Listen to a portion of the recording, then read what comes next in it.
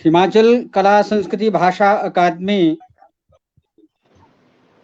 संस्कृत शिक्षक परिषद, संस्कृत भारती समेषां पक्षतः संस्कृत सप्ताहस्य हार्दिक्यः शुभकामनाः सन्ति। सप्ताहपर्यन्तं संस्कृतस्य व्याख्यानानि अन्ये च कार्यक्रमाः भविष्यन्ति। कार्यक्रमाणां स्वरूपं कीदृशं भविष्यति एतस्मिन् विषये अद्य परिचर्चा भविष्यति। डॉक्टर कृष्ण महाभागा, पांडे महाभागा, आचार्य मनोज शैल महाभागा कार्यक्रमे सम्मिलिताः सन्ति। नरेंद्र कुमार महाभागा, राजेंद्र भट्ट महाभागा पश्चात् अस्मिन् कार्यक्रमे उपस्थिता भविष्यन्ति। तेषाम् उपस्थितिः तु भविष्यत्येव। अहं प्रार्थयामि डॉक्टर कृष्ण मोहन पांडे महाभागान् प्रति मदीयं निवेदनं यत् ते अद्यतनीयस्य कार्यक्रमस्य प्रारम्भं कर्तुं प्रार्थिताः सन्ति। कृष्ण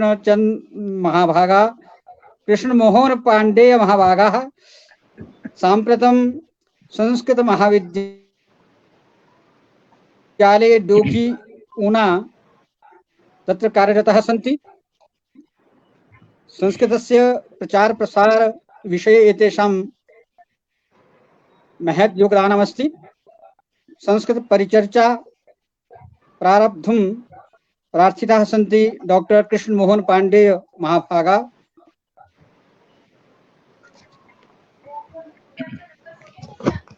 सर्वप्रथमं भवताम् अभिनन्दनं यत् संस्कृत माध्यमेन भवता आरब्धः अयं कार्यक्रमः। भवतां स्वागतं, भवताम् अभिनन्दनम्। अन्ये ये केपि बहु सुन्दरं, भवतां प्रयत्नम् अत्यन्तं सुन्दरम् आसीत्। अकादम्याः सचिवः संस्कृत माध्यमेन यदि प्रस्तौति चेदस्माकं कृते गौरवम्। अन्ये ये श्रोतारः सन्ति, हाँ, महत् गौरवम्। अन्ये ये श्रवणं कुर्वन्ति तेषां मस्तिष्के गच्छति एषः सन्देशः यत् अकादम्याः सचिवः संस्कृतमाध्यमेन कार्यक्रमस्य आरम्भः करोति। भवतां बहु अभिनन्दनं, बहु स्वागतम्। मित्राणि, अत्र ये धन्यवादः। आम् आम् आम्, भवतां स्वागतम् अभिनन्दनं च कुर्मः। अन्ये ये श्रोतारः इदानीम् आगच्छन्ति सर्वेषां स्वागतं मध्ये मध्ये भविष्यति। आरम्भे अस्माकं या परम्परा तदनुगुणं मङ्गलाचरणं कृत्वा कार्यक्रमस्य शुभारम्भं कुर्मः। अतः मङ्गलाचरणं प्रस्तौमि एकम्। ॐ गुरुर्ब्रह्मा गुरुर्विष्णुः गुरुर्देवो महेश्वरः गुरुः साक्षात् परं ब्रह्म तस्मै श्री गुरवे नमः। मित्राणि, अद्य आरभ्य संस्कृत सप्ताहस्य समारम्भः दृश्यते सम्पूर्णे भारते। एतस्मिन् कार्यक्रमे भवतां सर्वेषां स्वागतम् अभिनन्दनं च। अकादम्याः प्रयासेन 7 दिवसात्मकः सप्ताहः अत्र फेसबुक मध्ये अस्माभिः आयोज्यते। प्रतिदिनम् एतस्मिन्नेव समये कार्यक्रमः भविष्यति। एतस्मिन् कार्यक्रमे ये केपि आगच्छन्ति तेषां स्वागतम् अभिनन्दनं च। अद्य एतस्मिन् कार्यक्रमे ये विद्वांसः समाहूताः, संस्कृतज्ञाः, संस्कृतप्रेम्णः, यथा श्रीमान् राजेंद्र भट्ट महोदयः, नरेंद्र कुमार महोदयः, आचार्य मनोज शैलः, आचार्य ओम प्रकाश शर्मा महोदयः अपि आहूतः। ते आगच्छन्ति मध्ये। तेषामपि आदौ एव स्वागतं कृत्वा कार्यक्रमविषये चर्चां कुर्मः। 1969 में भारत सरकार ने संस्कृत के प्रति प्रेम दिखाते हुए पहली बार संस्कृत को इस दिन श्रावणी पूर्णिमा के दिन संस्कृत दिवस मनाने की परंपरा का सूत्रपात किया। न केवल भारत सरकार बल्कि राज्य सरकारों को निर्देश दिया कि इस दिन, जिस दिन श्रावणी पूर्णिमा होती है, उस दिन संस्कृत दिवस मनाया जाए। अब संस्कृत दिवस मनाने के पीछे बहुत बड़ा उद्देश्य था कि लोग इस संस्कृति से परिचित हों। संस्कृत के बिना भारत नहीं रह सकता। वो कहते भी हैं संस्कृत भारत की आत्मा है। अब इस संस्कृत को एक दिन में क्या क्या हम कर लें। श्रावणी पूर्णिमा तो एक दिन की होती है और संस्कृत का कार्य एक दिन में संपन्न नहीं हो सकता है। तो कालांतर में भारत सरकार ने ही यह सुझाव दिया कि आप लोग एक दिन में न करके इस कार्य को सप्ताह में संपन्न करिए। तो जिस दिन श्रावणी पूर्णिमा होती है उससे 3 दिन पहले से लेके 3 दिन बाद तक संस्कृत सप्ताह मनाने की परंपरा आरंभ हो गई। अब ये इसके लिए कोई लिखित नोटिस सरकार ने कभी नहीं दिया। मुझे इसका ज्ञान नहीं है कि कब सरकार ने यह नोटिस दे दिया था, लेकिन संस्कृत सप्ताह मनाने की परंपरा सुनकर सारे संस्कृतज्ञों में यह उत्साह बढ़ गया कि हमें एक सप्ताह मिल गया संस्कृत के प्रति अपने आप को समर्पित करने का। इस सप्ताह भर में हम ये जाने कि संस्कृत क्या है, संस्कृत की परंपरा क्या है। वस्तुतः अगर हम पौराणिक युग में जाएं और वैदिक युग में जाएं तो आज ही के दिन गुरुकुल आरंभ होते थे। ब्राह्मण या अन्य किसी भी वर्ग के विद्यार्थियों का उपनयन संस्कार करके गुरुकुल में प्रवेश आज के ही दिन दिया जाता था। आज के दिन का तात्पर्य श्रावणी पूर्णिमा के दिन। और तब से विद्यार्थी पौष मास की पूर्णिमा तक निरंतर संस्कृत का अध्ययन करता था। अध्ययन का अर्थ वहां तब वेदाध्ययन से ही था। अब ये कालांतर में जब वेद पढ़ने पढ़ाने की और गुरुकुलों को बंद करने की परंपरा चली, तब सरकार भी चिंतित हुई और संस्कृतज्ञ भी चिंतित हुए। उसी को पुनरुज्जीवन के लिए यह व्यवस्था लागू की गई कि वर्ष में कम से कम एक बार राष्ट्रीय स्तर पर संस्कृत दिवस और संस्कृत सप्ताह की चर्चा की जाए, जिससे आम व्यक्ति को संस्कृत की परंपरा से बोध हो सके। हमारे बीच संस्कृत भारती के, हिमाचल प्रदेश के संस्कृत भारती के संगठन मंत्री आदरणीय नरेंद्र कुमार जी उपस्थित हो गए हैं। भवतां स्वागतम महोदय। इदानीं भवन्तः शृण्वन्ति संस्कृतस्य सप्ताहः कथम् आरब्धः संपूर्णे भारते। एतेषु 6 दिनेषु 7 दिनेषु संस्कृतस्य विभिन्नानि आयोजनानि भवन्ति। संस्कृत विषये जनाः उद्बोधिताः भवन्ति। कथं संस्कृतम् आवश्यकं, संस्कृतस्य जीवने का आवश्यकता, केन माध्यमेन अस्माकं जीवनं प्रभावितं भवति, एतत् सर्वम् एतेषु दिनेषु वयं सर्वत्र चर्चां कृत्वा जानीमः संस्कृतस्य का आवश्यकता भवति। मित्राणि, संस्कृतस्य प्रचार प्रसारार्थं संस्कृतस्य जनभाषां कर्तुं बहूनि संगठनानि देशे इदानीं प्रचलितानि सन्ति। ते भाषा आंदोलनं कृत्वा जनेषु, भारतीयेषु वा वैश्विक समुदायेपि संस्कृतस्य महत्त्वं ज्ञापयन्ति। संस्कृतं कथं मुखे आगच्छेत् एतन्निमित्तं प्रयत्नं कुर्वन्ति। तादृशं संगठनम् इदानीं हिमाचलेपि बहु प्रसिद्धमस्ति। इदानीं 20-22 वर्षेभ्यः हिमाचलेपि संस्कृत भारती संस्कृतस्य जनभाषां कर्तुम् आन्दोलनम् इदानीं चालयति। इदानीं तस्य मुख्यं दायित्वं संगठन मंत्री महोदयं पार्श्वे अस्ति। सः नरेंद्र कुमारः इदानीं अस्माकं समक्षं समागतः।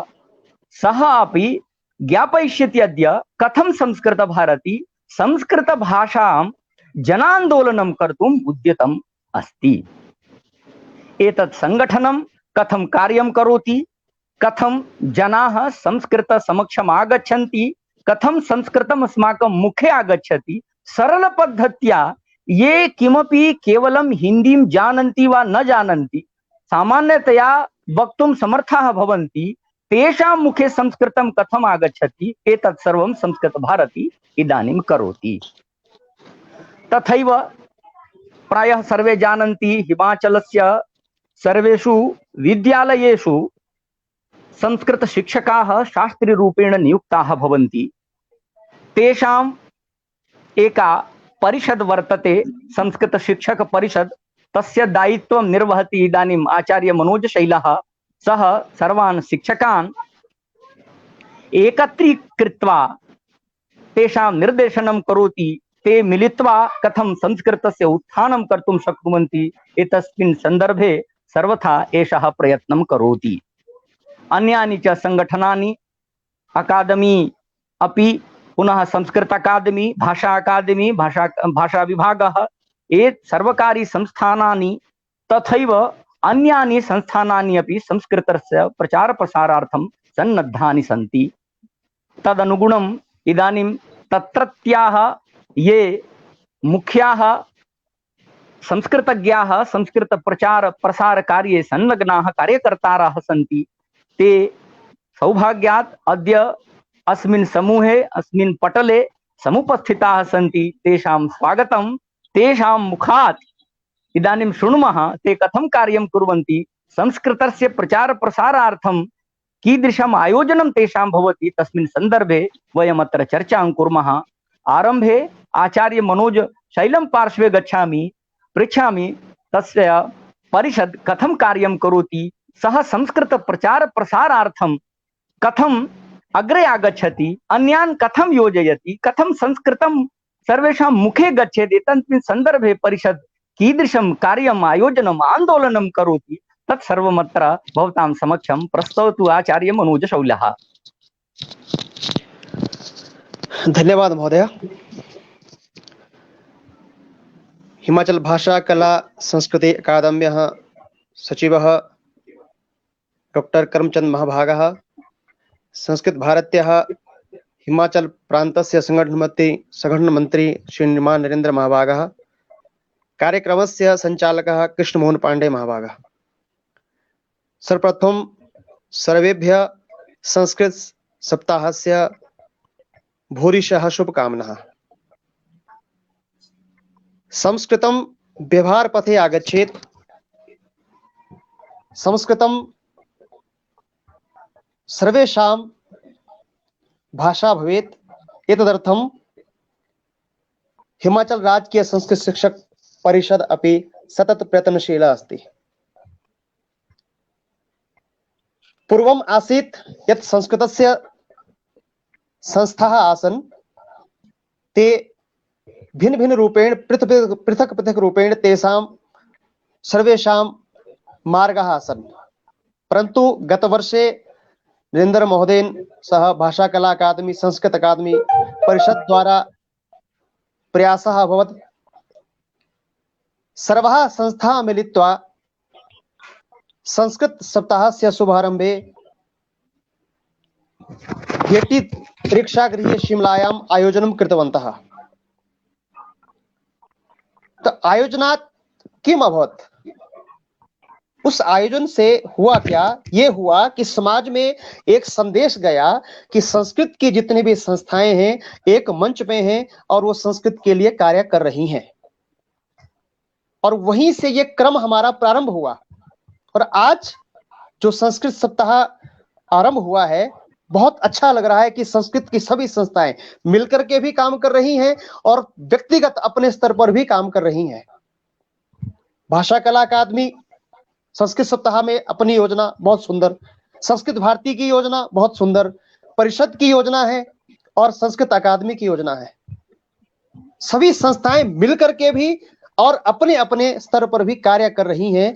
ये समाज को जोड़ने के लिए बहुत अच्छा संदेश जा रहा है। इसी श्रृंखला में जो राजकीय संस्कृत शिक्षक परिषद है, वो भी संस्कृत भारती के साथ, अकादमी के साथ मिलकर के कार्य कर रही है और अपने स्तर पर भी आज हमने कार्य प्रारंभ किए। उनमें सबसे पहले हमने ये चर्चा की थी सभी जिलाओं के पदाधिकारियों से मिलकर के कि छात्रों के लिए, छात्रों तक हम कैसे पहुंचे। जब तक छात्रों तक नहीं पहुंचेंगे, संस्कृत जो है वो छात्रों तक नहीं पहुंचेगी। इसीलिए हमने क्या किया कि सभी जिलों में हमने संस्कृत ज्ञान प्रश्नोत्तरी प्रतियोगिता का शुभारंभ किया। तो आज की इस कड़ी में मंडी, कांगड़ा और चंबा जिला की संस्कृत सामान्य ज्ञान प्रश्नोत्तरी प्रतियोगिता गूगल फॉर्म के माध्यम से हुई, जिसमें लगभग 300 से ज्यादा छात्रों ने जो है वो भाग लिया और अपनी जो है उस प्रतियोगिता को पूर्ण किया। कल उसमें जो है हमीरपुर, बिलासपुर और ऊना की प्रतियोगिता है। परसों किन्नौर, लाहौल स्पीति और कुल्लू की प्रतियोगिता है। और संस्कृत दिवस के दिन जो है सोलन, सिरमौर और शिमला जिला की जो है संस्कृत प्रश्नोत्तरी प्रतियोगिता गूगल फॉर्म के माध्यम से करवाई जा रही है। इस प्रतियोगिता का उद्देश्य क्या कि छात्रों तक हम पहुंचे, और उसके बाद जो है 4 तारीख को जो है इस प्रतियोगिता का परिणाम आएगा और इस प्रतियोगिता में हर जिला से 5-5 छात्रों का चयन होगा, उनको पुरस्कार दिए जाएंगे और वो 5 छात्र जो हैं मिलकर के 60 छात्रों की राज्य स्तरीय प्रतियोगिता होगी। राज्य स्तरीय जो प्रतियोगिता है वो संस्कृत अकादमी के सहयोग से है और उसमें भी 5 छात्रों को पुरस्कृत किया जाएगा। ये हमारा एक प्रयास। और दूसरा प्रयास हमारा क्या है? दूसरा प्रयास ये है कि छात्रों की रुचि, आज हम ये उत्साह देखने को मिला कि हमने श्लोकोच्चारण प्रतियोगिता और संस्कृत गीत प्रतियोगिता रखी है। बच्चे वीडियो भेज रहे हैं, हमने नंबर जारी किए हैं, उन नंबरों पर वीडियो भेज रहे हैं। आज 3 बजे तक भेजने की अंतिम तिथि थी, लेकिन इतने ज्यादा वीडियो हो गए, इतने ज्यादा बच्चों का उत्साह था कि उसको देख करके हमने ये निर्णय लिया कि आप सभी जो है आज रात तक जो है वीडियो भेजें। और इस प्रतियोगिता को अब हमने बढ़ा दिया है। हमारी जो श्लोकोच्चारण प्रतियोगिता है वो परिषद के यूट्यूब चैनल पर चल रही है और हमारी जो संस्कृत गीत प्रतियोगिता है वो परिषद के फेसबुक पेज पर चल रही है। और अब जैसे जैसे वीडियो, हम हैरान करने वाला ये बात है कि 350 के लगभग वीडियो श्लोकोच्चारण के आ चुके हैं और इतने ही वीडियो संस्कृत गीत के आ चुके हैं। और बहुत प्रसन्नता होती है कि संस्कृत जो है देवभूमि हिमाचलम देव भाषा संस्कृतम, ये ध्येय वाक्य लेकर के जो दूसरी राजभाषा का दर्जा हिमाचल में दिया गया था वो अब सार्थक हो रहा है। इसीलिए अब ये छात्रों के लिए तो परिषद ने कार्य किए, अब शिक्षकों के लिए, शोधार्थियों के लिए भी हमने ये आरंभ किया, ये प्रयास किया कि शिक्षकों के लिए, शोधार्थियों के लिए काम किए जाए। उसके लिए हमने जो है संस्कृत वेबिनार जो है वो आयोजित किए हैं। आज उसका शुभारंभ हुआ। संस्कृत अकादमी के सचिव और माननीय नरेंद्र जी उसमें थे। इनका उद्बोधन देवभूमि हिमाचलम देव भाषा संस्कृतम इस विषय पर हुआ। कल का जो हमारा विषय रहेगा वो कोरोना काल में हमारी दिनचर्या और आयुर्वेद, इस विषय पर कल डॉक्टर कर्मजीत शर्मा महोदय जो विशेषाधिकारी हैं संस्कृत के, उनका उद्बोधन होगा। और इसी क्रम में हमारी जीवन पद्धति क्या है और जीवन पद्धति के साथ हमारी संस्कृत कैसे जुड़ी है, इस विषय पर जो है वो डॉक्टर कृष्ण मोहन पांडे जी जो हैं वो 2 तारीख को अपना उद्बोधन देंगे। 3 तारीख को संस्कृत अकादमी, संस्कृत भारती और संस्कृत शिक्षक परिषद के संयुक्त तत्वावधान में पद्मश्री पुरस्कृतः माननीय चमकृष्ण शास्त्री महोदयस्य व्याख्यानम् अस्ति राष्ट्र निर्माणे संस्कृत शिक्षकानां भूमिका। एतस्य लाइव अपि फेसबुक माध्यमेन भविष्यति। 4 अगस्ते अस्माकं भारतस्य गौरवमयम् अतीतम्, एतत् व्याख्यानम् अस्ति डॉक्टर बृहस्पति मिश्रा महाभागस्य। 5 दिनांके पुनः भविष्याय संस्कृतम, जी भविष्याय संस्कृतम संस्कृतेन भविष्यम माननीय चमकृष्ण शास्त्री महाभागा व्याख्यानं करिष्यन्ति। और 6 दिनांके अस्माकं वर्तमान परिप्रेक्ष्ये योगस्य उपादेयत अस्मिन् विषये डॉक्टर सत्यप्रकाश पाठक महाभागस्य व्याख्यानं भविष्यति। तो एतत् अस्माकं परिषदः योजना अस्ति, एतत् योजनानुरूपमेव वयं कार्यं कुर्वन्तः स्मः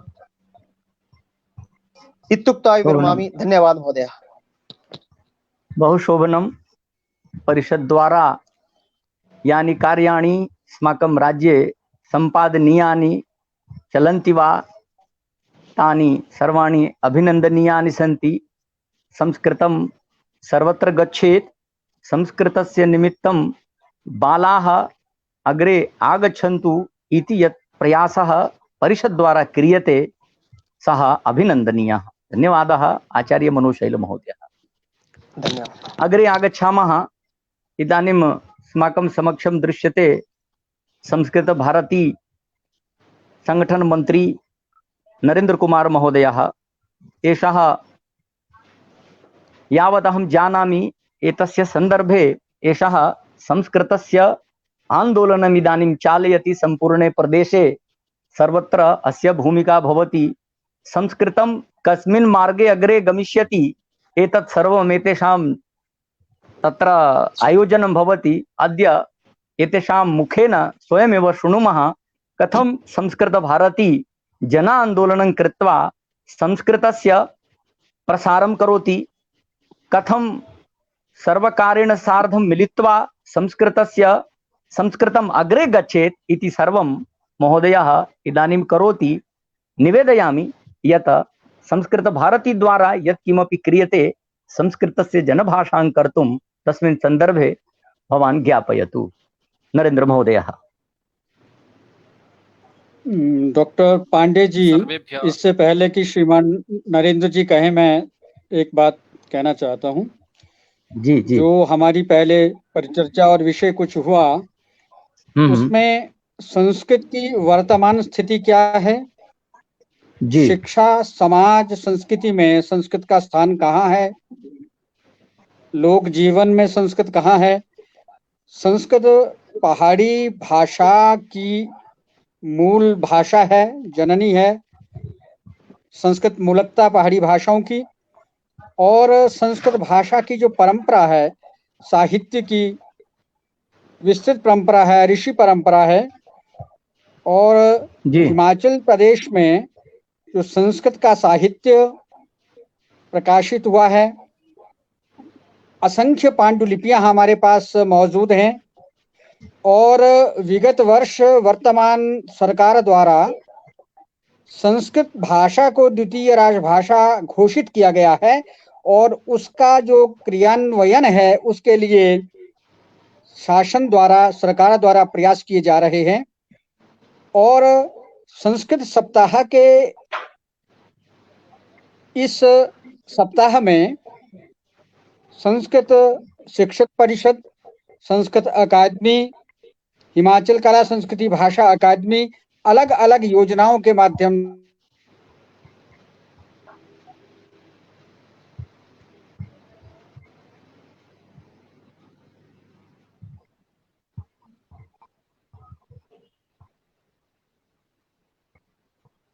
प्रतियोगिताएं बहुत सारी आयोजित की गई हैं। जो हमारे दर्शक हैं उनके मैं जो कमेंट्स हैं नहीं देख पा रहा हूं, लेकिन बहुत सारे लोग ये जानना चाहते हैं कि संस्कृत सप्ताह क्यों, श्रावणी पर ही संस्कृत सप्ताह क्यों, ये परंपरा क्या है, ये परंपरा कैसी है, इसका स्वरूप क्या है। इसके बारे में तो अगले सप्ताह तक ये विवेचन होते रहेंगे। लेकिन ये जो प्रमुख विषय हैं उनकी भूमिका के रूप में मैं एक बार पांडे जी की अनुमति से फिर से श्रीमान नरेंद्र कुमार जी से आग्रह करना चाहूंगा कि वे इन विषयों के संदर्भ में या जो भी विषय, जो भी बिंदु वे महत्वपूर्ण समझते हैं आज की परिचर्चा में, उन पर अपना वक्तव्य प्रस्तुत करें। श्रीमान नरेंद्र जी।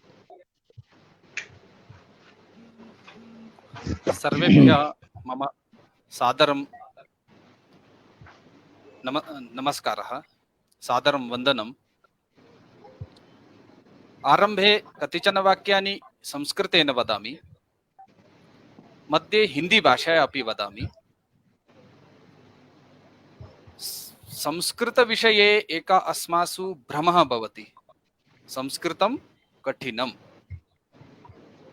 परञ्च संस्कृतं कठिनं तदा भवति यदा वयं संस्कृतस्य वाक्यम् एव न शृणुमः। सरलं तदा भवति यदा वयं संस्कृतस्य वातावरणे भवामः। वयं जीवने ये संस्कृतं श्रुतवन्तः तेषां कृते संस्कृतं सरलं, ये श्रोतुम् अवसरं न प्राप्तवन्तः तेषां कृते संस्कृतं कठिनम्। संस्कृतं किमर्थम इति प्रथमम अस्माभि अवगंतव्यम। संस्कृत क्यों? कार्तिक इसके विशेष रूप से तीन कारण है। मेरे को फोन दे दूसरा जरा। एक कारण है राष्ट्र के परम वैभव के लिए संस्कृत। दूसरा भाषा, परंपरा, संस्कृति, संस्कार, इसके पुनरुज्जीवन के लिए संस्कृत। तीसरा विषय है आत्म विकास के लिए संस्कृत। ये तीन बिंदु मात्र शास्त्रियों के लिए ही नहीं, विश्व भर में जितने भी लोग हैं, विश्व भर में जो कोई भी मानव के रूप में जन्म प्राप्त किया है, उन सबके लिए तीनों बिंदु अनिवार्य है। प्रथम अगर हम पहले विषय को स्पर्श करें, राष्ट्र के परम वैभव के लिए संस्कृत। ऋग्वेद में एक मंत्र है, इडा सरस्वती मही तीसरो देवीर्मय भुवा वही सीदंतु अस्त्रिदाः। इसका अर्थ है कि राष्ट्र तीन चीज से, राष्ट्र की कल्पना ऋग्वेद में मिलती है। वो कल्पना क्या है कि राष्ट्र तीन चीजों से बनता है। इडा का मतलब भाषा, सरस्वती का मतलब संस्कृति, मही का मतलब भूमि। जहां ये तीनों चीजें निरंतर रूप से प्रवाहमान है, वो राष्ट्र होता है। सामान्य रूप से हम एक जो कविता है या एक जो उक्ति प्रसिद्ध हुई है, यूनान रोम मिस्र सब मिट गए जहां से, इसको और उस मंत्र को हम अगर तुलनात्मक रूप में देखें, यूनान देश तो अभी भी है, रोम अभी भी है, मिस्र अभी भी है। मिट गए जहां से क्यों कहा? क्योंकि वहां की भाषा और संस्कृति मिट गई। जिस देश की भाषा और संस्कृति खत्म हो जाती है, उस देश का नाम भी खत्म हो जाता है।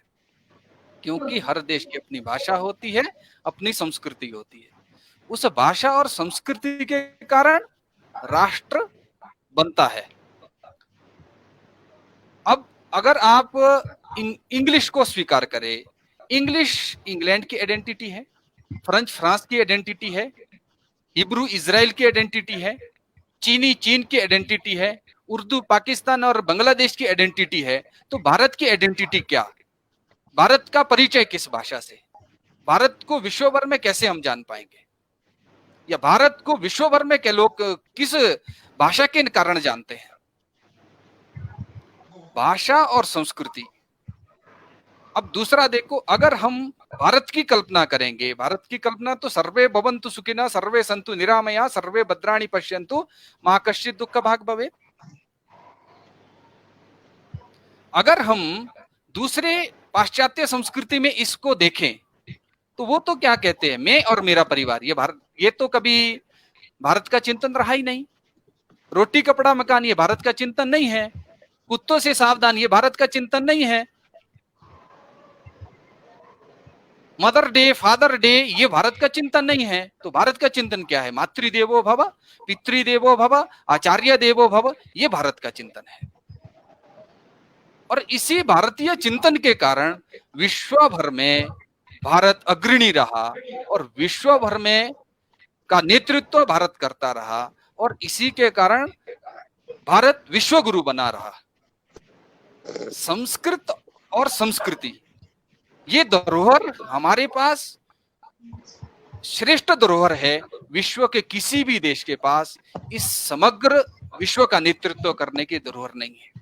तो भारत को अगर विश्व भर में जाना जाता है, संस्कृत के कारण जाना जाता है और भारतीय संस्कृति के कारण जाना जाता है। अब्दुल कलाम जी 2006 में ग्रीक देश के, वहां के राष्ट्रपति ने उनका स्वागत संस्कृत में किया। वो कहते हैं, अब्दुल कलाम महाभागा यवना नाम देशे भवताम सुस्वागतम। इसका मतलब विश्व भर में सभी देश ये जानते हैं कि भारत संस्कृत के कारण है, परंतु आंतरिक रूप में हम कितने खोखले हैं, आंतरिक रूप में हमारी परिस्थिति क्या बनी है, ये हम आप लोग भली भांति जानते हैं। अगर हम सभी राष्ट्र का परम वैभव चाहते हैं, अगर हम सभी राष्ट्र को पुनः विश्व गुरु बनाना चाहते हैं, अगर हम सभी राष्ट्र को श्रेष्ठ बनाना चाहते हैं, अगर हम सभी राष्ट्र को एक नई ऊर्जा देना चाहते हैं तो उसके लिए संस्कृत सीखना अनिवार्य है। मैं ये नहीं बोलूंगा कि संस्कृत पढ़ना, संस्कृत महाविद्यालय में जाना ही अनिवार्य है। संस्कृत के माध्यम से जिन्होंने सेवा करनी है, जिन्होंने नौकरियां प्राप्त करनी है, वो संस्कृत महाविद्यालय के माध्यम से जाएं। जिन्होंने संस्कृत के कारण धर्म, संस्कृति, परंपरा इसको जानना है तो संस्कृत को सीखें, संस्कृत बोलना सीखे, संस्कृत में व्यवहार करना सीखे, अपने अपने जो शास्त्र है, अपना जो अतीत है, ऋषि मुनियों के जो धरोहर है, उनको हम समझ पाए। इसीलिए हमें संस्कृत सीखना पड़ेगा, तब ही हमारा राष्ट्र परम वैभव की स्थिति में जाएगा। क्योंकि हर देश की अपनी भाषा है, वो भाषा जीवित है तो देश की ख्याति है, भाषा नहीं है तो देश का विनाश निश्चित है। ऐसा ना हो आने वाले समय में यूनान, रोम, मिस्र, भारत सब मिट गए जहां से। इसीलिए हम सभी को राष्ट्र के परम वैभव के लिए, राष्ट्र के नवनिर्माण के लिए संस्कृत सीखना अनिवार्य है। मैं एक छोटा सा यहाँ पर वृत्तांत बताऊंगा।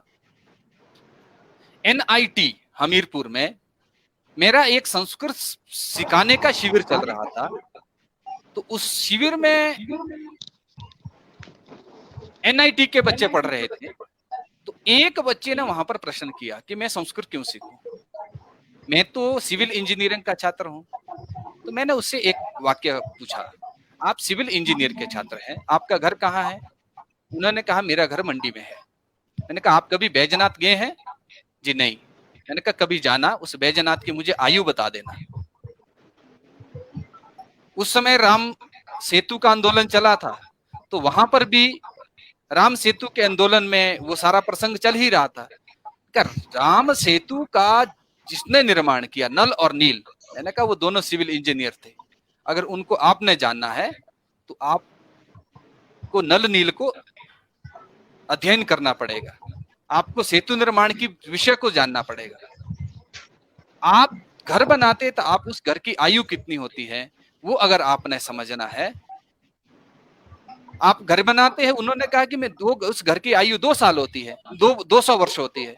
तो हजारों वर्ष पूर्व बनाए हुए धरोहर हमारे पास आज भी जीवित है। तो ये जो सारे विषय है, मैंने अंत का जो मेरा निष्कर्ष उनका यही था कि संस्कृत आप कर्मकांड सीखने के लिए, ज्योतिष सीखने के लिए, किसी की हस्तरेखा देखने के लिए नहीं, संस्कृत आप इसीलिए सीखे ताकि आप अपने विषय को गंभीरता से जान पाए। इसीलिए मैं NIT में संभाषण शिविर लगा रहा हूं। इसीलिए अगर हम ये मान के चले सभी लोग परम वैभव अगर चाहते हैं राष्ट्र का, तो संस्कृत सीखना अनिवार्य है। ऋषि मुनियों ने हमें धरोहर दी है। वेद है, एक वेद को जानने वाला वेदी, 2 वेद को जानने वाला द्विवेदी, 3 वेद को जानने वाला त्रिवेदी, 4 वेद को जानने वाला चतुर्वेदी। आज नाम के इस प्रकार के द्विवेदी, त्रिवेदी, चतुर्वेदी अपने नाम के साथ लगाकर बहुत लोग घूमते हैं। वास्तविक रूप में वेद के कभी दर्शन किए क्या? एक वेद का 8 तरह से पाठ होता है, उसको विकृत पाठ कहते हैं। जटा, शिखा, रेखा, माला, घन, दंड, ऐसे पाठ परंपरा। एक प्रकार के पाठ को जानने वाला पाठक, 3 प्रकार के पाठ को जानने वाला त्रिपाठी। ये परंपरा पुनर्विकसित करनी है।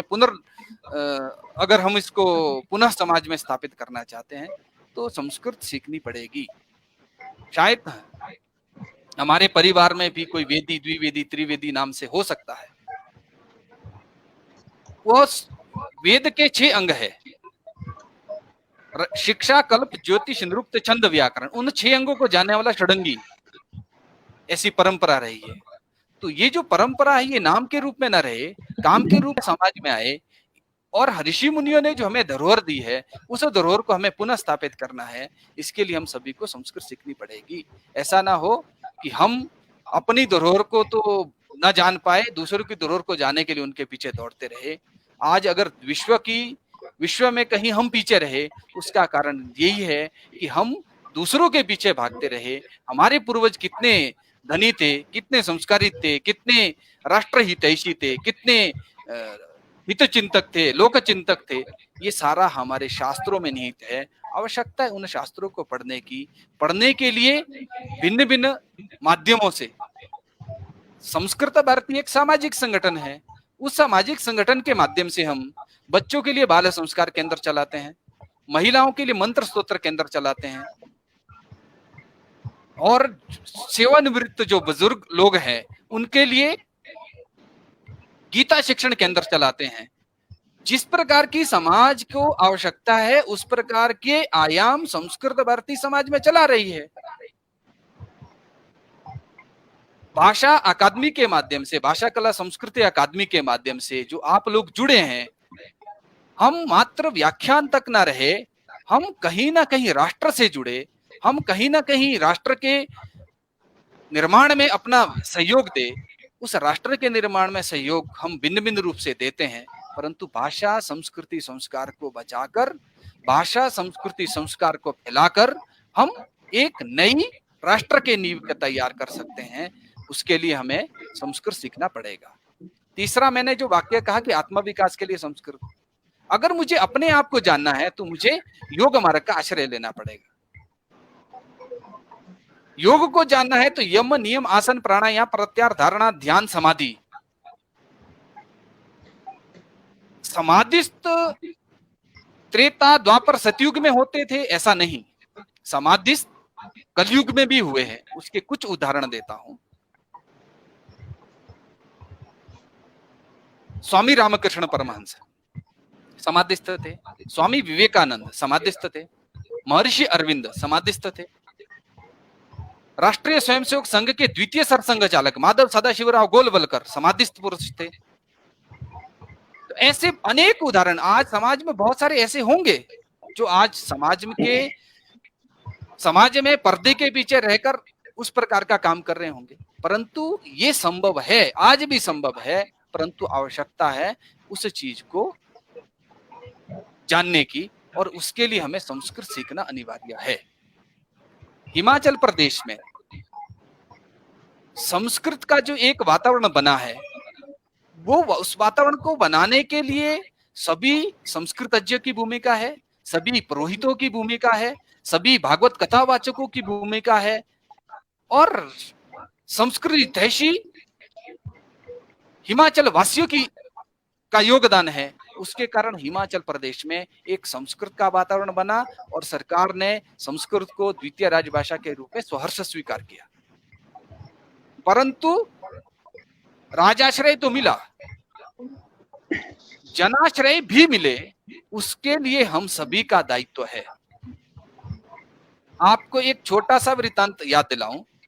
1990 में साक्षरता अभियान मिशन चला।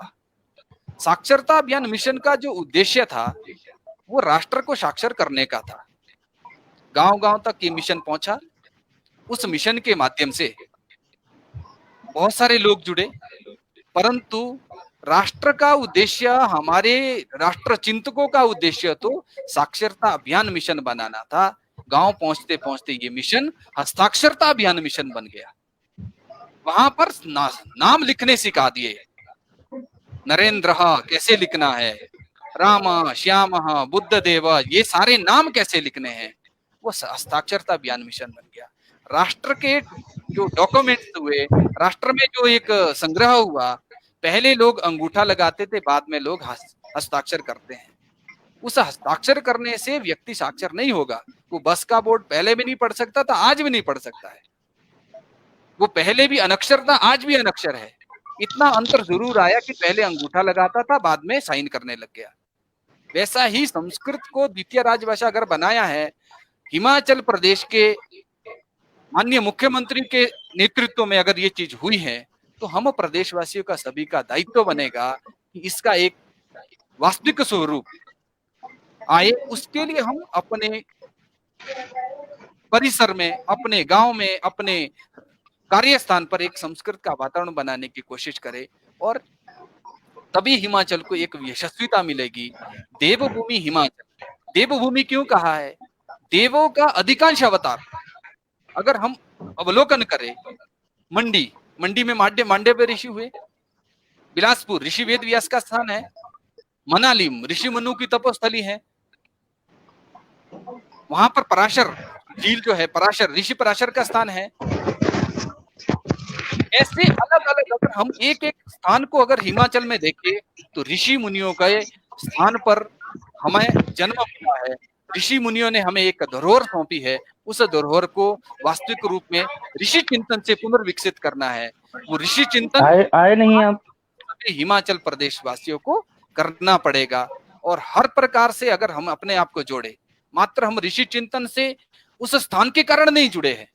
हम आप में बहुत सारे लोग हैं जो अपने नाम के साथ भारद्वाज लिखते हैं, गौतम लिखते हैं, अत्रि लिखते हैं। वो वास्तविक रूप में है क्या? अगर मैं अपने नाम के साथ भारद्वाज लिखता हूं तो इसका मतलब मेरा पूर्वज, मेरे कुल का जो प्रमुख है, मुख्य है, वो महर्षि भारद्वाज है। मेरे कुल का मुख्य महर्षि गौतम है, मेरे कुल का मुख्य अत्रि है, मेरे कुल का मुख्य वशिष्ठ है। और उस कुल से मैं जन्म प्राप्त लिया है। मेरे पूर्वज कितने श्रेष्ठ थे, मेरे पूर्वज कितने राष्ट्र चिंतक थे।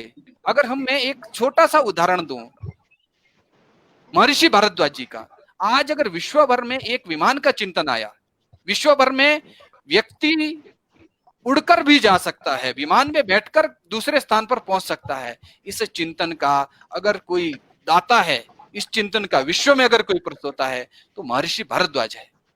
महर्षि भारद्वाज ने विज्ञान के क्षेत्र में, और महर्षि आप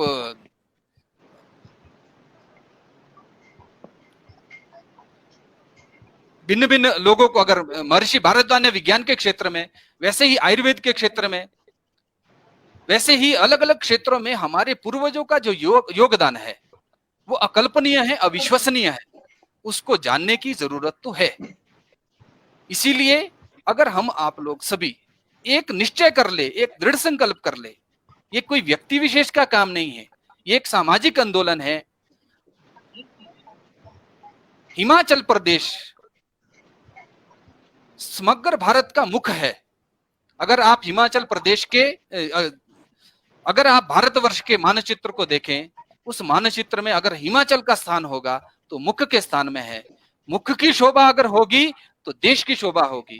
बहुत क्या पुराणिक एक वर्णन मिलता है कि जब महाप्रलय आई थी, मनु ने नौका का बंधन किया। कहाँ किया था?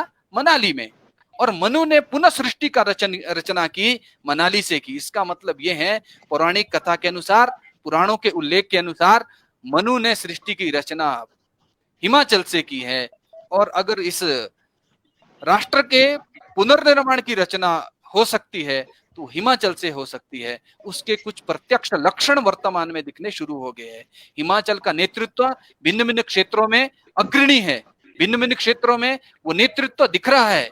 उस नेतृत्व का के कहीं ना कहीं अंशभूत हम आप लोग भी है। हमारे कारण, हमारी परिस्थिति के कारण, हमारे परिवेश के कारण, हमारी यहाँ की व्यवस्था के कारण हमारे लोग आगे बढ़ रहे हैं देश भर में। उसका हमें पूरा समर्थन करना चाहिए और उसके लिए हमें और वातावरण बनाना चाहिए कि हम आने वाले समय को, आने वाले वातावरण को भी राष्ट्र के हित में लगाए, संस्कृत के हित में लगाए, राष्ट्र को परम भव्य के निर्माण में लगाए। इसकी आवश्यकता है। इसीलिए द्वितीय राजभाषा को क्रियान्वित करने के लिए सरकार की जो योजना आएगी उसमें समाज को भी ध्यान में रखा जाए, ऐसी हमारी अभी अपेक्षा है। और जो अपने वर्तमान में हम मंदिरों को देखते हैं, चाहे वो भिन्न भिन्न चिंतपूर्णी मंदिर हो, ज्वालाजी मंदिर हो, सरकार के द्वारा संचालित सरकारी ट्रस्ट के अंतर्गत जो मंदिर आते हैं, भविष्य में वो मंदिर संस्कृत का एक केंद्र बने, संस्कार का एक केंद्र बने। वो मंदिर एक व्यवसाय का केंद्र न बने, उसके लिए एक पूरी व्यवस्थित योजना, रचना योजना करने की हम भी अपेक्षा कर रहे हैं। ना कि सरकारी मंदिर, देश प्रदेश भर में जितने भी मंदिर है, वो चाहे गांव का है, वो चाहे कहीं व्यक्तिगत संस्थान द्वारा चलाया जा रहा है, वो सभी मंदिर संस्कार का केंद्र बने। उसके लिए भी कुछ ना कुछ आने वाले समय में आपके सामने एक प्रत्यक्ष रूप आएगा। परंतु सरकार से होगा, समाज संगठन भी करेगा, समाज उसको स्वीकार करे, वो सबसे बड़ी चुनौती हमारे लिए है। एको हम बहुश्यामा, मैं एक हूं और बहुत सारे रूप में मुझे बनना है। एक लक्ष्य है तो उसको बहुत सारे रूप में हमें दिखाना है। तो उसके लिए हमें इस मंत्र को स्वीकार करना पड़ेगा। एको अहम बहुश्यामा एक संस्कृत का गीत है, असंभव कुछ नहीं है उसमें। गीत में कहा, अवनितलम पुनरवतीर्णा स्यात् संस्कृत गंगा धारा धीर भगीरथ वंशोस्माकम वयम तु कृत निर्धारा। कारण हम जो लोग हैं, हम आप जो लोग हैं, हम तो भगीरथ वंशज है, और भगीरथ प्रयास हमें हमेशा करना पड़ेगा, हमेशा हमें संघर्ष करना पड़ेगा, हमेशा हमें समाज को बांधे रखने के लिए, समाज को के उत्थान के लिए संघर्ष करना पड़ेगा। हमारे पूर्वजों ने आज तक संघर्ष किया, और उन पूर्वजों के संघर्ष के कारण हमें आज स्वतंत्र भारत मिला, और हम संघर्ष करेंगे तो हम भी आने वाली पीढ़ी को स्वतंत्र संस्कृति, स्वतंत्र परंपरा, स्वतंत्र भाषा, स्वतंत्र चिंतन एक उस रूप में वो जिए। तो ऐसी हमारी आने वाली पीढ़ी के लिए एक धरोहर बननी चाहिए। ऐसा ना हो हम तो आज सिर्फ mobile screen, laptop screen, TV screen, इन 3 स्क्रीन से बाहर नहीं आ पा रहे हैं। हम जो हमारे पूर्वज, हमारे जो माता पिता भाई बहन, जो हम थोड़ा सा 10-20 वर्ष का अगर हम इतिहास देखे हैं तो कहीं ना कहीं हमारी संस्कृति भी जीवित थी, संस्कार भी जीवित थे, परंपरा भी जीवित थी, और वो सारी चीजें हमें नानी के कारण, दादी के कारण, नाना के कारण, मामा के कारण, सब के कारण मिलती थी। कुछ ना कुछ संस्कार हमें वहां से प्राप्त होते थे। दादी जी अगर पूजा करती थी, पोता बैठकर उनके साथ पूजा में बैठता था। अब दादी जी का तो नाटक फिक्स है कि इस समय ये नाटक आएगा, उस समय वो नाटक आएगा, इस समय ये नाटक आना है। तो उस नाटक के कारण आज के बच्चों का जीवन भी नाटकमय ही हो गया। वो नाटक न बने, हम राष्ट्र के नवनिर्माता है, हम राष्ट्र के एक श्रेष्ठ चिंतक है, और उस श्रेष्ठ चिंतन को करते रहना, और उसके कारण हम राष्ट्र को एक नई दिशा देने में सक्षम हो जाएंगे। ऐसा ना हो कि आने वाले समय में हम जिस दिशा की ओर जा रहे हैं, चाहे हम स्वास्थ्य के क्षेत्र में देखें, हम आज कहां से कहां पहुंच गए हैं, चाहे हम शिक्षा के क्षेत्र में देखें, जो भारत का चिंतन तो आज हम कहां पर ले आए हैं। तो उनके पुनर्विकास के लिए, पुनर्निर्माण के लिए हमें योजना करनी पड़ेगी। इसमें कोई राजनीतिक चिंतन नहीं होना चाहिए, इसमें कोई प्रशासनिक चिंतन नहीं होना चाहिए, इसमें हम सामाजिक चिंतन अगर करें, अगर राष्ट्र एक सामाजिक आंदोलन बनता है तो निश्चित रूप से भारत विश्व गुरु बनेगा। भारत विश्व गुरु था, विश्व गुरु बने, तो ऐसा हमारा अगर प्रयास रहेगा तो निश्चित रूप से हम उस काम को करने में सफल रहेंगे।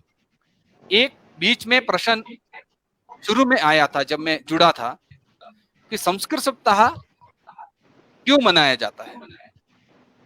सामान्य रूप से 1968 से संस्कृत दिनाचरण होता था जी। संस्कृत दिनाचरण का उद्देश्य जो था, कारण जब 1947 में देश आजाद हुआ, उसके बाद राष्ट्र की भाषा कौन बने, उसके लिए एक निरंतर आंदोलन चलता रहा। बहुत सारे लोगों का ये कहना था, संविधान निर्माता का भी यही कहना था, और बाकी सारे लोगों का कहना था कि देश की अगर भाषा बननी चाहिए वो संस्कृत बननी चाहिए, राष्ट्रभाषा संस्कृत बननी चाहिए। तो उसे 5 वर्ष के लिए टाल दिया। टालते टालते हम यहाँ तक पहुंच गए। अब राष्ट्रभाषा के रूप में हिंदी को उस समय 5 वर्ष के लिए स्वीकार किया, अभी तक हमने उसको स्वीकार किया। निश्चित रूप से हिंदी राष्ट्रभाषा है, उसका हम निश्चित रूप से उसको स्वीकार करते हैं और स्वीकार करना चाहिए, और अपनी पीढ़ी को भी उस चीज को सिखाएं। 1969 तक ये एक आंदोलन के रूप में चलता रहा, उसको ना राष्ट्रभाषा बनाया गया, उसको वंचित करते करते 1969 में एक संस्कृत दिवस के रूप में संस्कृत को स्थापित किया। संस्कृत दिन क्यों चुना गया? इस समय, इस दिन श्रावण पूर्णिमा के दिन वेद विद्या का आरंभ, गुरुकुल को बच्चा भेजा जाता था तो इस दिन भेजा जाता था। शिक्षा का जो आरंभ है इस दिन से शुरू होता था, श्रावण पूर्णिमा से। वेदाध्ययन का आरंभ इस दिन से होता था, इसीलिए इसको संस्कृत दिन के रूप में स्वीकार किया। उसके बाद ये सारा आंदोलन संस्कृत दिन के रूप में इसे 2001 तक मनाते रहे। 2000 में भारत सरकार द्वारा संस्कृत वर्ष मनाया गया, और 2001 में ये निर्णय लिया कि संस्कृत दिन से 3 दिन पूर्व, संस्कृत दिन के 3 दिन बाद तक संस्कृत सप्ताह मनाया जाना चाहिए और उसे एक उत्सव के रूप में मनाया जाना चाहिए, ताकि सामाजिक संस्थाएं, ताकि सरकार की संस्थाएं, सरकार के भिन्न भिन्न विभाग संस्कृत से अवगत हो। अभी तक मैं इसके पक्ष में नहीं हूं, संस्कृत दिन, संस्कृत सप्ताह, कारण ये तो एक ऐसा हो गया कि मदर डे बना दिया, फादर डे बना दिया। वो सारा मदर डे फादर डे के रूप में संस्कृत नहीं आनी चाहिए। हिमाचल प्रदेश में इस मदर डे फादर डे परंपरा को तो खत्म किया ही है, साथ में संस्कृत दिन की परंपरा भी लगभग खत्म ही प्राय है, क्योंकि हिमाचल प्रदेश में संवैधानिक दायरे में रहकर हिमाचल में संस्कृत को द्वितीय राजभाषा बनाया है और हमारे लिए तो प्रतिदिन संस्कृत दिन है। उस दिन को हम हमेशा जीते हैं और उस जीवन को का अनुभव अगर आप लोग भी करना चाहते हैं तो संस्कृत सीखिए और आधुनिक बनिए। मैं क्यों इस वाक्य को कहा आधुनिक बनिए? आज इंग्लिश में बोलने वाले हजारों लोग हैं और इंग्लिश एक सामान्य रूप भाषा है और उसको स्वीकार। और अगर आज आप एक इंग्लिश बोलने वाले, एक संस्कृत बोलने वाले को अगर आप देखेंगे तो अंतर ये आएगा कि संस्कृत बोलने वालों के प्रति समाज का आकर्षण बढ़ेगा और इंग्लिश एक सामान्य रूप में चल रही है तो उसके प्रति एक सामान्य आकर्षण रहेगा। और हमें इंग्लिश को विश्व की सभी भाषाओं का भी स्वीकृति है, परंतु उसकी स्वीकृति उतने तक ही है जितने में अपना काम चले। मुझे नौकरी के लिए जहां आवश्यकता है इंग्लिश सीखे, फ्रेंच सीखे, लैटिन सीखे, चीनी सीखे, जो भाषा विश्व की सीखनी है निश्चित रूप से हम उसे सीखे, परंतु अपने आप को जानने के लिए, अपने अतीत को जानने के लिए, अपने शास्त्र को जानने के लिए हमें संस्कृत सीखनी पड़ेगी। भारत को जानने के लिए संस्कृत सीखनी पड़ेगी, भारतीय संस्कृति को जानने के लिए संस्कृत सीखनी पड़ेगी। नहीं तो एक सामान्य रूप से सभी का यही कहना होता है, अब मैं 60 साल का हो गया हूँ या 58 साल का हो गया हूँ, अब मुझे संस्कृत सीखनी पड़ेगी। और संस्कृत तब सीखना शुरू करते हैं तब हम कुछ कभी उपहास के रूप में उनको कह देते हैं, संस्कृत क्यों सीखनी? अब क्या आपको स्वर्ग जाना है?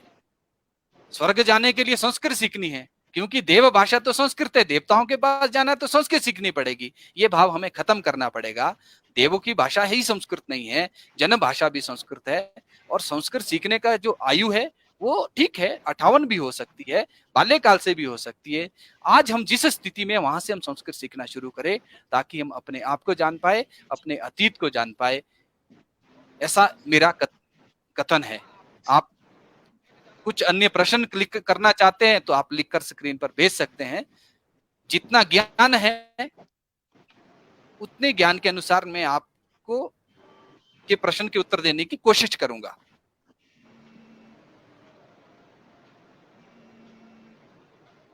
डॉक्टर पांडे जी। मौनम नरेंद्र जी, स्वीकृति लक्षणम। आप जी महोदय। निश्चय न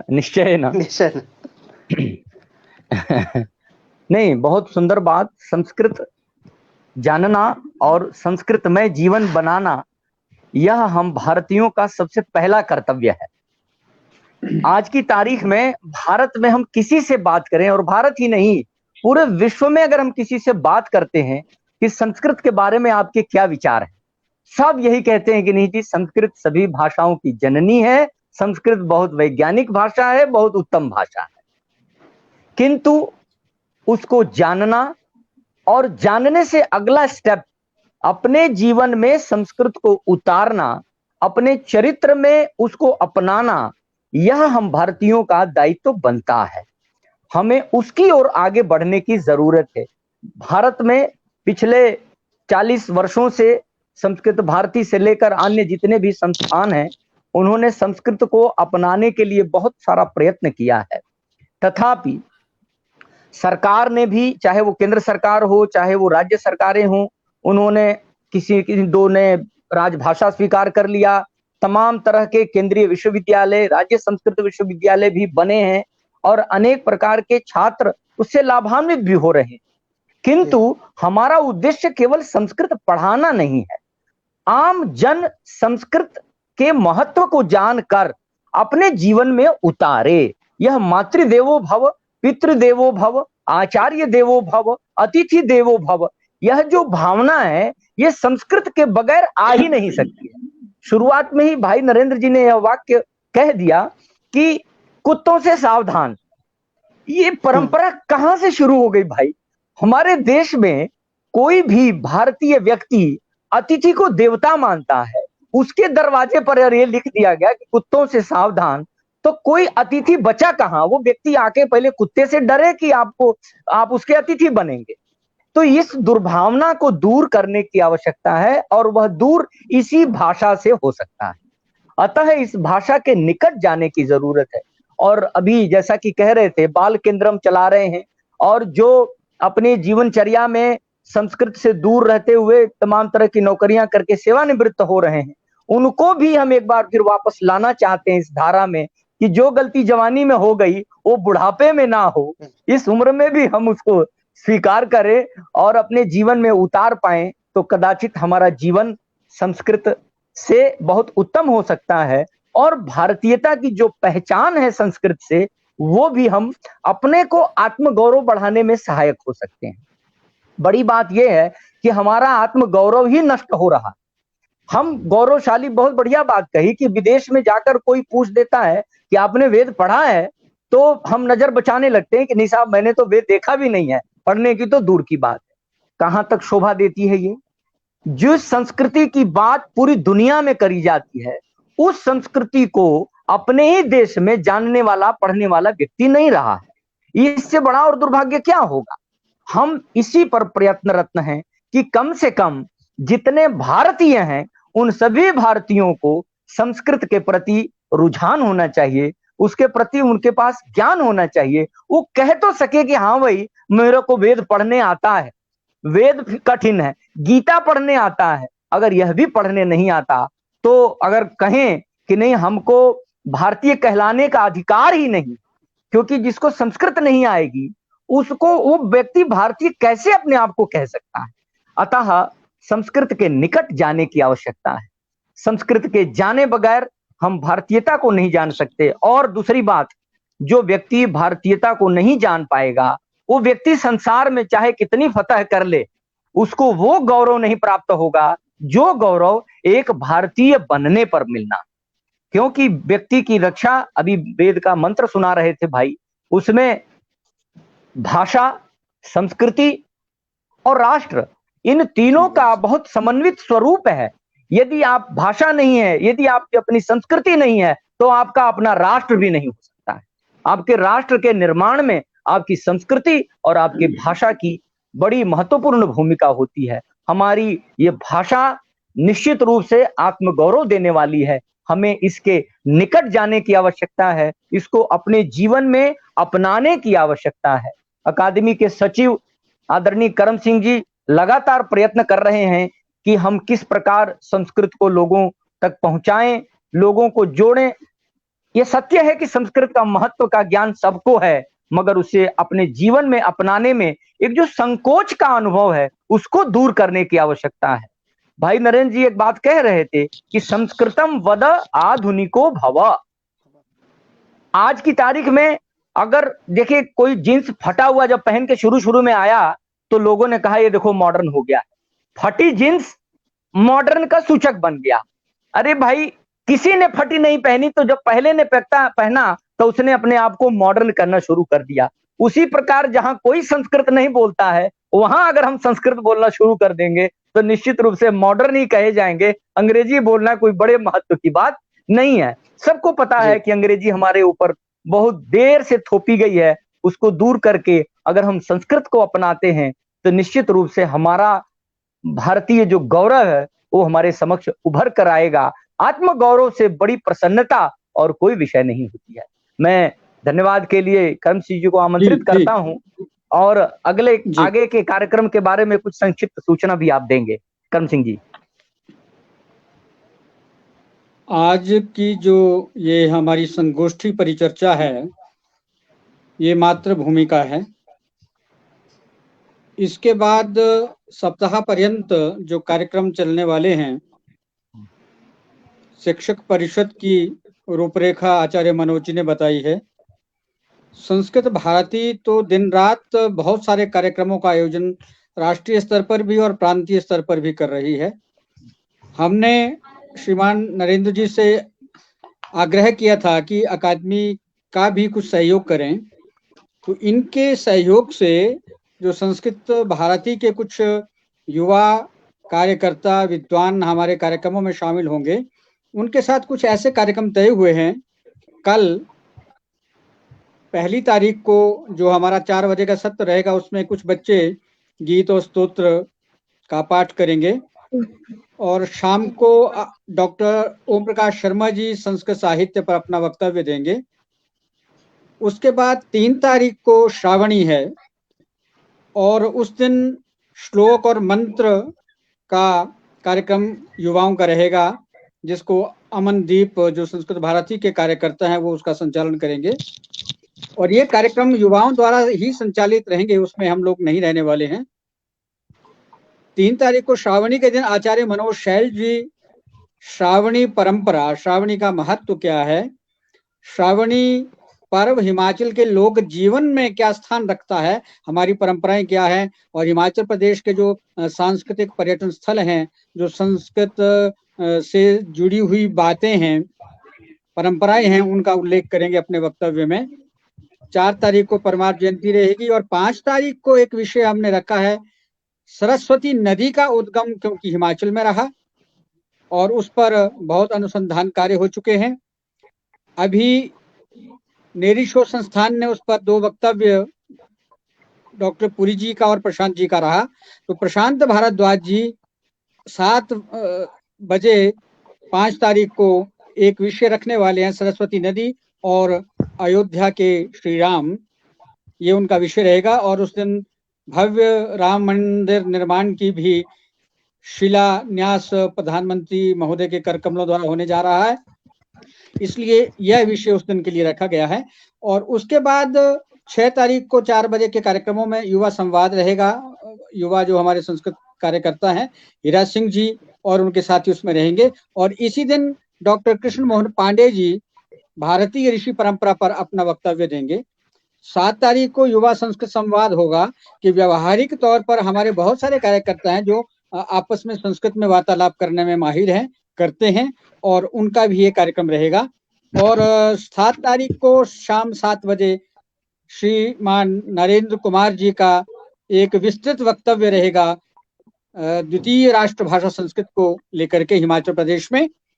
और 8 तारीख को आचार्य एडीएन वाजपेयी जी अपना काव्य पाठ भी करेंगे और संस्कृत के संबंध में भी कुछ बात करेंगे, और ये कार्यक्रम इस तरह से हमारे चलते रहेंगे। एक बात मैं कहना चाहता हूँ, जब नरेंद्र जी सामने बैठे हैं तो मैं ये बात जरूर कहना चाहूंगा कि ये एक ऐसे संस्कृत के लिए समर्पित व्यक्तित्व हैं, एक ऐसे प्रचारक हैं जिनकी पत्नी स्वयं संस्कृत की विदुषी है, और परिवार में छोटा सा बच्चा भी इनका संस्कृत में ही वार्तालाप करता है। माता पिता संस्कृत बोलते हैं, छोटा बच्चा भी घर में संस्कृत बोलता है। पांडे जी का परिवार ऐसा है, आचार्य मनोज शैल जी भी इसमें बहुत प्रयासरत हैं, बहुत सारे हमारे परिवार हैं। और जब हम कई बार समाचारों में पढ़ते हैं, देखते हैं कि एक ग्राम संस्कृत का है जहाँ संस्कृत में ही वार्तालाप होता है, सारा व्यवहार होता है। बहुत सारे विश्वविद्यालय ऐसे हैं जहाँ संस्कृत का पठन पाठन हो रहा है, यज्ञ का, आयुर्वेद का, योग का पठन पाठन हो रहा है, विदेशों में पढ़ाया जा रहा है, लेकिन भारत में उदासीनता रही। लेकिन अब नई शिक्षा नीति में भी संस्कृत भाषा का महत्व आंकते हुए संस्कृत को मूल विषयों के साथ, विज्ञान के साथ, अन्य विषयों के साथ जोड़ा गया है। ये बहुत बड़ी उपलब्धि है, क्योंकि दुर्भाग्य ये रहा जिसने संस्कृत पढ़ी उसको विज्ञान नहीं पढ़ने दिया, जिसने विज्ञान पढ़ा उसको संस्कृत पढ़ने से वंचित रखा गया। अब ये नहीं होगा, अब विज्ञान वाला संस्कृत पढ़ेगा, संस्कृत वाला विज्ञान पढ़ेगा। एमबीबीएस के लिए सुश्रुत संहिता पढ़नी होती है, आयुर्वेद में चरक संहिता पढ़नी होती है, संस्कृत का अध्ययन जरूरी है। तो अब वो पुनः ऐसा सौभाग्य, ऐसा अवसर आया है। इसलिए जैसा श्री नरेंद्र जी ने कहा कि हमारी भूमिका और महत्वपूर्ण हो गई है, प्रत्येक संस्था को, प्रत्येक व्यक्ति को इस आंदोलन में आगे आना होगा, और यही हमारा प्रयास है कि संस्कृत सप्ताह के दौरान इस तरह का जन जागरण का एक कार्यक्रम चले। कोरोना की वजह से हम बाहर नहीं जा पाएंगे, हम कोई झांकियां नहीं निकाल पाएंगे, हम बड़े कार्यक्रम नहीं कर पाएंगे, सामुदायिक तौर पे नहीं कर पाएंगे, लेकिन सोशल मीडिया के माध्यम से जो कुछ किया जा सकता है वो हम सबका प्रयास रहेगा। तो आज के इस परिचर्चा में ये भूमिका सप्ताह के कार्यक्रमों की रही है। इसके अलावा दर्शकों के कोई प्रश्न हो, मेरे ख्याल में तो जो आज नरेंद्र जी का वक्तव्य रहा उसमें बहुत सारे प्रश्न समेट लिए गए हैं, लेकिन उसके बाद भी जो तीनों विद्वान हमारे साथ जुड़े हैं, नरेंद्र जी, डॉक्टर कृष्ण मोहन पांडे जी और आचार्य मनोज शैल जी, आपके ध्यान में अगर किसी का कोई प्रश्न आया हो या अभी आप कोई बात कहना चाहें तो समापन से पूर्व आप अपनी उस बिंदु को लेकर के, उस विषय को लेकर के अपनी बात आप कह सकते हैं।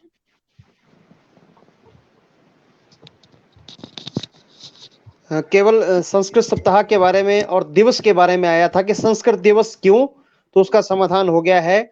और एक प्रश्न इसमें मैं देख रहा था कि विद्यालयों में जो है संस्कृत केवल जो है वो ऐच्छिक बन करके रह गई है, अनिवार्यता नहीं है, और संस्कृत पढ़े हुए को अवसर मिलना चाहिए, ये इसमें था। लेकिन नरेंद्र जी का जो वक्तव्य था, हस्ती पदे सर्वदा निमग्ना, सब कुछ उसी में समाहित हो गया था।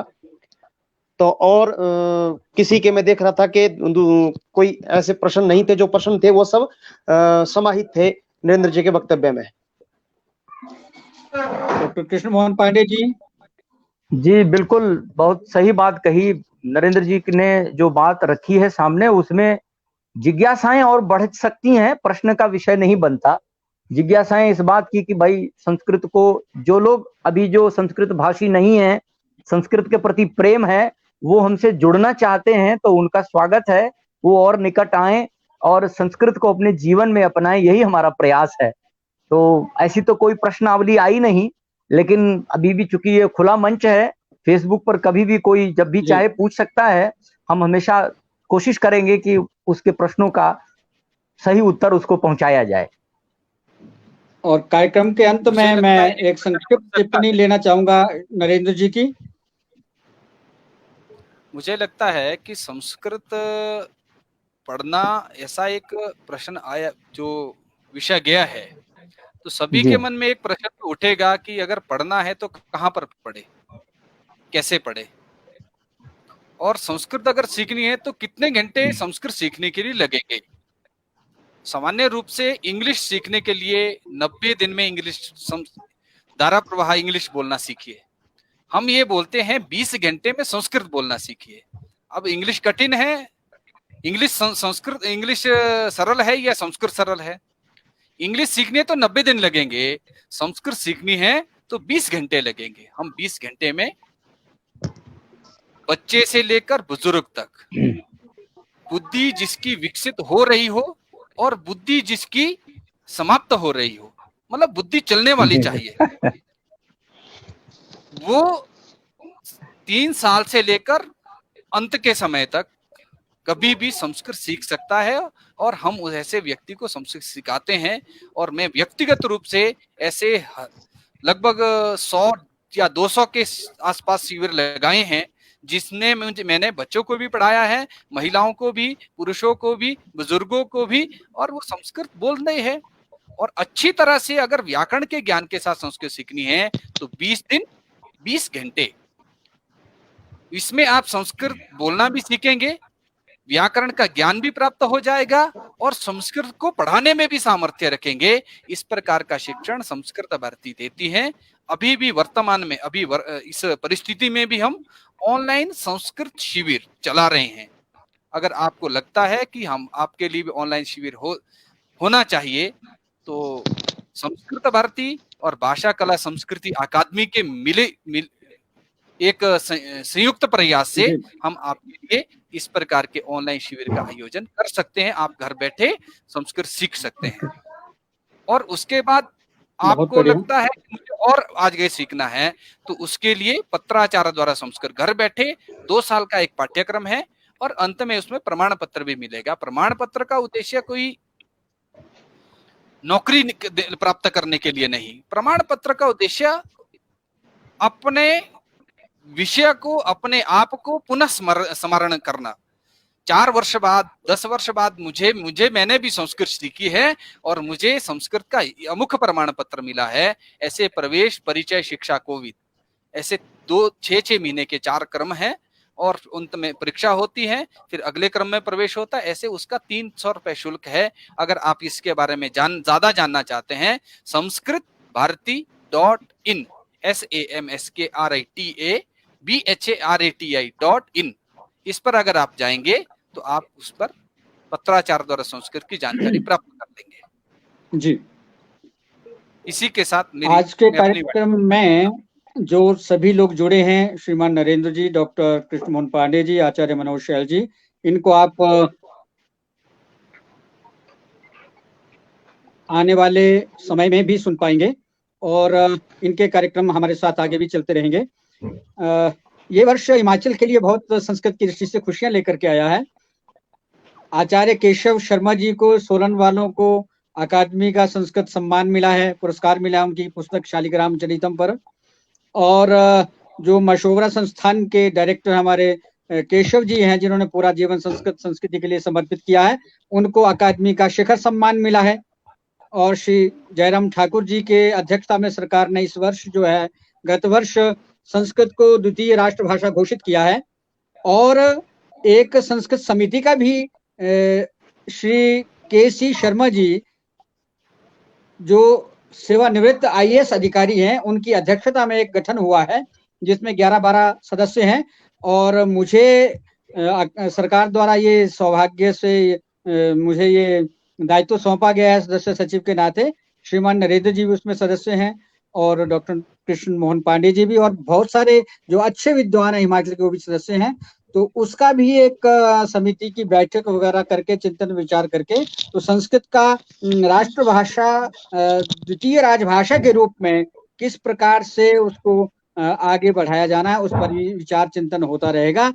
आज के कार्यक्रम में जिन विद्वानों ने अपने वक्तव्य से हमें अनुग्रहित किया, मैं सभी का अकादमी की ओर से, संस्कृत परिषद की ओर से, संस्कृत भारती की ओर से आभार, धन्यवाद व्यक्त करता हूं। और जिन श्रोताओं ने संस्कृत को सुना, संस्कृत के बारे में सुना और उसके साथ जुड़े हैं, तो आप सभी का बहुत बहुत आभार, बहुत बहुत धन्यवाद। और मैं धन्यवाद करना चाहूंगा हमारे संपादक इस कार्यक्रम के श्री हितेंद्र शर्मा जी, जिन्होंने इस कार्यक्रम का बहुत सफलता से संचालन किया है। आप सभी इसके बाद भी इस कार्यक्रम में जुड़े रहें और संस्कृत के प्रचार प्रसार में आपका योगदान मिलता रहे। आप सभी का बहुत बहुत आभार, धन्यवाद।